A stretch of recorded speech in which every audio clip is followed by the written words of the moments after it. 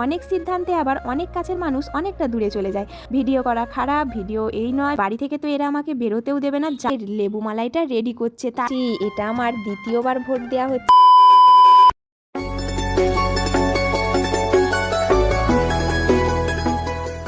Hello বন্ধুরা, good morning. আমি সুস্মিতা। আমার চ্যানেলে নতুন আরেকটি ভিডিওতে তোমাদেরকে জানাই অনেক স্বাগত। আজকে আমার জীবনের ছোট্ট একটা ঘটনা তোমাদের সঙ্গে শেয়ার করতে চলেছি। চলো, আশা করি তোমাদের ভালো লাগবে। তো হয়েছেটা কি জানো তো, আমাদের এই ছোট্ট জীবনে চলার পথটা কিন্তু অনেক বড় আর অনেক কঠিন। আর আমরা সবসময় আশা করি যে আমাদের সব সিদ্ধান্তে আমাদের কাছের মানুষরা সব সময় আমাদেরকে সাপোর্ট করবে, আমাদের পাশে থাকবে আর আমাদেরকে হেল্প করবে।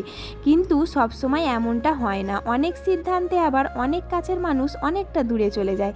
আমার জীবনেও ঠিক এমনটাই হয়েছে। আমি যবে থেকে ভিডিও করার সিদ্ধান্ত নিয়েছি সেটা তো কারোর পছন্দই নয়, উল্টে হাজারো রকম বাজে কথার সম্মুখীন হতে হয় আমাকে সব সময়তেই। ভিডিও করা খারাপ, ভিডিও এই নয়, ভিডিও তাই নয়, তাই নিয়ে কত রকমের কত মতামত। এইসব শুনতে শুনতে আমি প্রায় পাগল হয়ে যাচ্ছি। কিন্তু এরও মধ্যে একটা গল্প আছে। তুমি যদি জানো যে তুমি যেই কাজটা করছো সেইটা ঠিক, তাহলে কিন্তু সেইটা থেকে পেছিয়ে আসার কোনো মানে হয় না। আমাদের বাড়ির আশেপাশে কেউ ভিডিও করে না, এখানে কেউ এরকম নেই আমার মতন ভিডিও করবে, তাও আবার ইন্টারনেটে সোশ্যাল মিডিয়ায় সেটাকে আবার আপলোড করবে, এরকম কেউ নেই বলে এরকম আমিও হতে পারবো না, এইটাই সবার মতামত। কিন্তু সেটা কি হয়, আমি নিজে যখন জানি আমি যেটা করছি তাতে কোনো ভুল নেই, আমি যেটা করছি সেটা সৎ পথে করতে চাইছি, আর নিজের জীবনে একটা কিছু করার ইচ্ছা আছে, তাই জন্যই এই ভিডিও করার পথটাকে বেছে নিয়েছি। আর বাড়ি থেকে তো এরা আমাকে বেরোতেও দেবে না, যা করতে হবে আমাকে বাড়িতে বসেই করতে হবে। তাহলে আমার আইডিয়াটা কি খুব খারাপ যে আমি ইউটিউবই করি? তাতেও সবার সমস্যা, কী বা করবো বলো, সবার সমস্যাটা সবার কাছে থাক। কিন্তু আমি যে আমার ভিডিও করা বন্ধ করব না, এটা কিন্তু একদম মনে স্থির করে নিয়েছি। আমি তো জানি না যে আমি যেটা করছি তাতে কোনো অন্যায় নেই, তাহলে আমি কেনই বা সবার কথা মেনে নিয়ে এটাকে ছেড়ে দেবো? তোমরাই বলো। তোমরা আমাকে এই ঘরের মধ্যে অনেকক্ষণ থেকে কাজ করতে দেখছো। হ্যাঁ, আমি এখানে রান্না চাপিয়েছি আর কথা বলছি। তোমরা হয়তো ভাবছো আমি কি ঘরে একা একাই বকবক করছি। আরে না গো, এখানে তোমাদের দাদাভাই আছে, ওর সাথেই আমি বকবক করছি। আমার এই ফালতু কথাগুলো তো ও ছাড়া আর কেউ সহ্য করবে না, তাই ওই আমার সঙ্গে বেশি বেশি কথা বলে আর আমিও ওর সাথে বেশি বেশি কথা বলি।